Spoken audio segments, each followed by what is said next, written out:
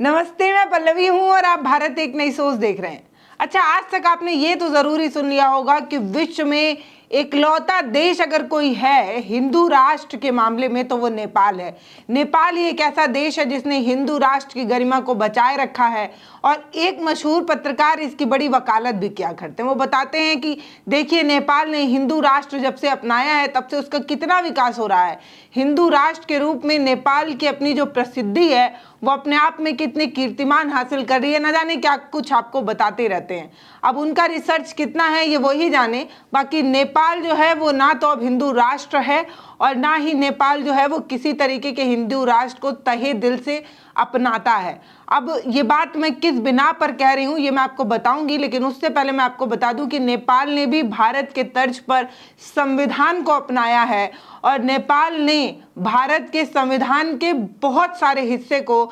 100% अपनाकर जो नेपाल को लोकतांत्रिक देश बनाया, उसमें गणराज्य, लोकतंत्र, समाजवाद और वो सारी चीज़ों को अपनाया है जो भारत अपनाने से अब पीछे हट रहा है। नेपाल ने हिंदू राष्ट्र के खिलाफ बगावत की और इसमें कई लोगों की जानें गई। उसके बाद नेपाल ने हिंदू राष्ट्र का ये जो गौरव, जो कथाकथित लोग आपको बताते हैं, उससे अपना पीछा छुड़ाया और अब वो लोकतांत्रिक देश बनकर उभरा है। लोकतांत्रिक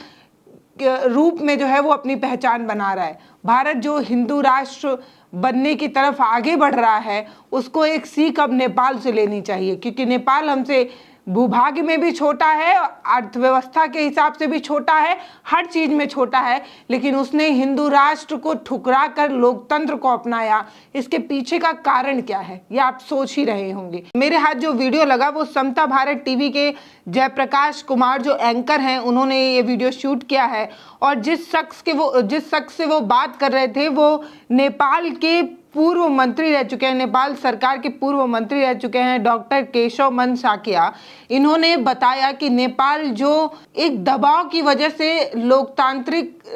एक दबाव की वजह से वो हिंदू राष्ट्र तो बन गया था, लेकिन वहाँ के नागरिक जो थे वो अमूमन जो है वो बौद्धिस्ट थे। बौद्ध धर्म को मानने वाला नेपाल जो है वो आज भी बौद्ध धर्म को अपनाता है, लेकिन इस बात पर हमें गर्व नहीं है। हमें इस बात पर गर्व होता है कि हम धर्मनिरपेक्ष हैं और ये हमने भारत से सीखा है। ये जो केशव मन साकिया हैं, डॉक्टर केशव मन साकिया, इन्होंने अपने पूरे इंटरव्यू में बहुत बातें कही हैं जो आज हमें ठहर कर सोचना चाहिए कि हमें जिस बात के लिए मूर्ख बनाया जा रहा है, हमें ये कहा जा रहा है कि अगर हम हिंदू राष्ट्र बन जाएंगे तो हमें ये कीर्ति मिल जाएगी, वो उपलब्धि मिल जाएगी, हम ये कर पाएंगे, हम वो कर पाएंगे। उस पर इन्होंने कहा है कि जब हिंदू राष्ट्र बनता है ना तो हिंदू राष्ट्र है वो सबसे पहले लोकतंत्र का गला घोटता है, उसके बाद संविधान का गला घोटता है, उसके बाद वो कहीं ना कहीं मनुस्मृति के तर्ज पर जो बनता है वो रहता है राजतंत्र। जो हिंदू राष्ट्र है राजतंत्र के तंत्र पर चलता है और उसमें एक राजा की जरूरत होती है।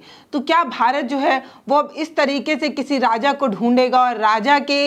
हिसाब से जो है वो चलने लगेगा? मुझे इसलिए भी निराशा हो रही है कि हमने भारत से संविधान सीखा, हमने भारत के संविधान को अपनाया और जब से हमने भारत के संविधान को अपनाया है तब से नेपाल कुछ बेहतर करने लगा है। और अगर भारत जो है वो हिंदू राष्ट्र की तरफ बढ़ा तो भारत को कुछ हासिल नहीं होगा, हासिल होगा तो सिर्फ हिंसा, तनाव, अलगाववाद और कुछ नहीं। मतलब उनके कहने का अर्थ ये है कि अगर हम हिंदू राष्ट्र की तरफ आगे बढ़ते हैं, सोचिए ये नेपाल में बैठा एक शख्स हमें बता रहा है कि हमें जो है वो हिंदू राष्ट्र की पैरियत कभी नहीं करनी चाहिए, उसके पक्ष में कभी नहीं आना चाहिए, क्योंकि जिस दिन भी हिंदू राष्ट्र के तर्ज पर हम आगे बढ़ने लगे उस दिन हमें एक समुदाय का गला घोटना होगा, उसे जबरदस्ती दफन करना होगा। और जब हम इस तरीके का काम करने लगेंगे तो फिर एक विद्रोह की आग लगेगी और उस आग से भारत की समता, लोकतांत्रिकता और सब कुछ जो है वो उस दिन जलकर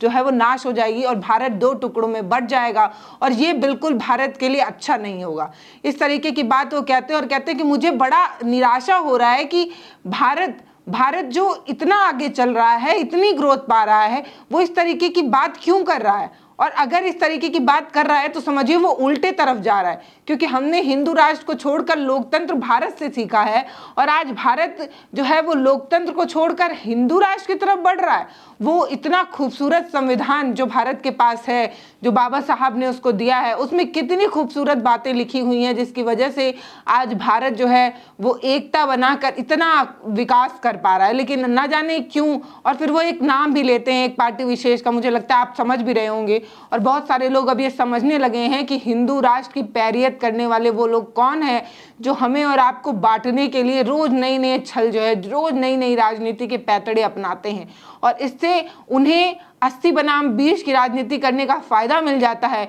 और 80% वोट हिंदू राष्ट्र के नाम पर उनको बटन दबाकर सरकार तो दे देता है, लेकिन उसे उपहार के रूप में जो मिलता है वो सिर्फ तनाव होता है, वो सिर्फ अलगाववाद होता है, वो सिर्फ और सिर्फ लड़ाई झगड़ा होता है और इससे कुछ हासिल नहीं होता है। उन्होंने कहा कि हिंदू राष्ट्र होने की वजह से जब हमारा नेपाल था ना, जब हमारा नेपाल हिंदू राष्ट्र था, तब हमें बहुत जो है वो नुकसान झेलना पड़ता था, हम सिर्फ बर्बादी की तरफ जा रहे थे।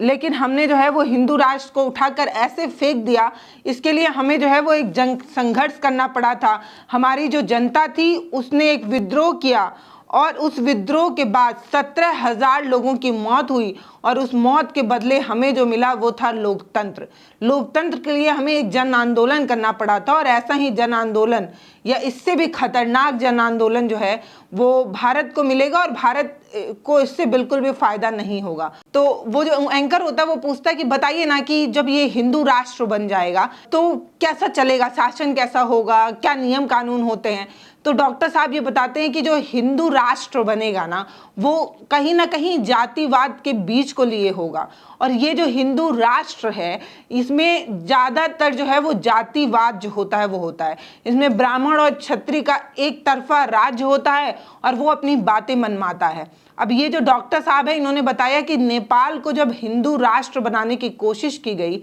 तो उसमें हमने बहुत दमन झेले हैं। ये वो बताते हैं कि भारत के कई राजपूत जब नेपाल की तरफ बढ़ आए थे तो लगातार उन लोगों ने हम पर दबाव बनाया कि हम जो है वो हिंदू राष्ट्र के रूप में अपनी पहचान जो है वो ले लें, लेकिन हमने इसे कभी स्वीकार नहीं किया क्योंकि हमारी जनता पहले से ही बहुत मजबूत थी और वो बौद्धिस्ट धर्म को मानती थी, बौद्ध धर्म को मानती थी। तो सरकार ने अपने कागजों पर भले ही उसे हिंदू राष्ट्र घोषित कर दिया हो, लेकिन जनता के अंदर मन में कहीं ना कहीं बुद्धिस्ट धर्म ही था, बौद्ध धर्म ही था। और वो ये बात बताते हैं कि आज भी ये बताया जाता है कि बौद्ध धर्म जो है वो नेपाल में कुछ प्रतिशत है, लेकिन ये बहुत गलत बात है, यह बहुत कमतर बात है। बहुत सारे लोग जो है वो बौद्ध धर्म को ही अपना मानते हैं और उनका ये दावा है कि कुछ चुनिंदा परसेंट 7-8% लोग ही हैं जो अब हिंदू नेपाल में रह गए हैं, बाकी पूरा बौद्ध धर्म का कब्जा है नेपाल पर। लेकिन नेपाल इस बात को मानता नहीं। उनका ये कहना है कि हम जो है वो धर्मनिरपेक्ष हैं,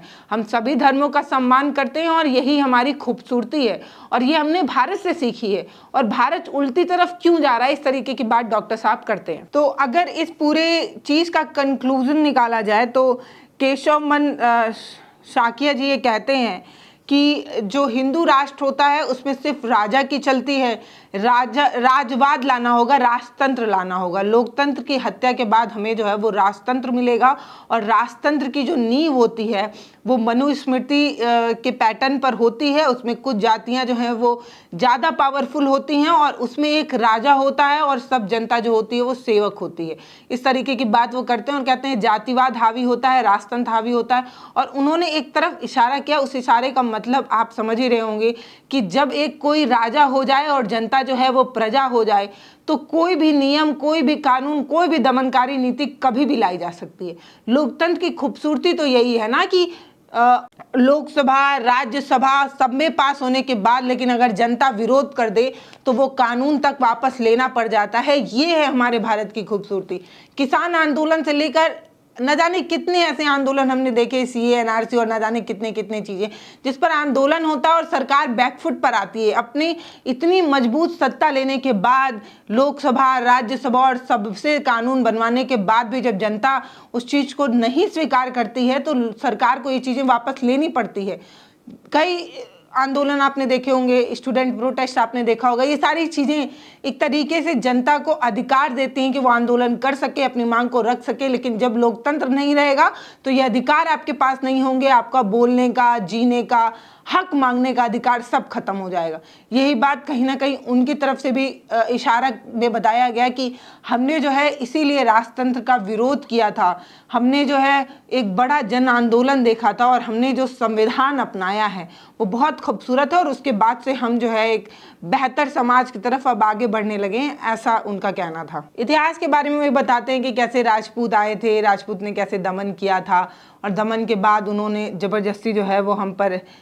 इस तरीके का राज्य जो है हम पर जो है वो बनाने का कोशिश किया था। इस तरीके की बात वो करते हैं और कहते हैं कि हमने तो 7 साल से जो है वो लोकतंत्र को अपना लिया है और वो बताते हैं कि इससे पहले से भी हम जो है वो लोकतांत्रिक राज्य के रूप में अपनी पहचान बना चुके थे, लेकिन हमारे पास संविधान नहीं था और अब हमने संविधान बना लिया है और अब हम जो है वो बाबा साहब के संविधान का बड़ा सम्मान करते हैं, क्योंकि उसका एक बहुत बड़ा हिस्सा आपको नेपाल में भी देखने को मिलेगा। नेपाल का जो संविधान है वो पूर्णतः या अधिकतर जो है वो संविधान, भारतीय संविधान के तर्ज पर ही जो है वो बनाया गया है। तो देखा आपने, जिस पर हमें बड़ा गर्व था, जिसे हम छाती चौड़ा करके ये बताते थे कि नेपाल जो है वो हिंदू राष्ट्र है, हिंदू राष्ट्र के रूप में नेपाल ने कितना विकास किया है, इस तरीके का जो आपको बातें बताई और समझाई जाती थी, उन लोगों को इस बात की जानकारी नहीं होगी कि संविधान अब नेपाल में भी लागू है और नेपाल को इस बात पर बड़ा गर्व है कि वो लोकतांत्रिक, धर्मनिरपेक्ष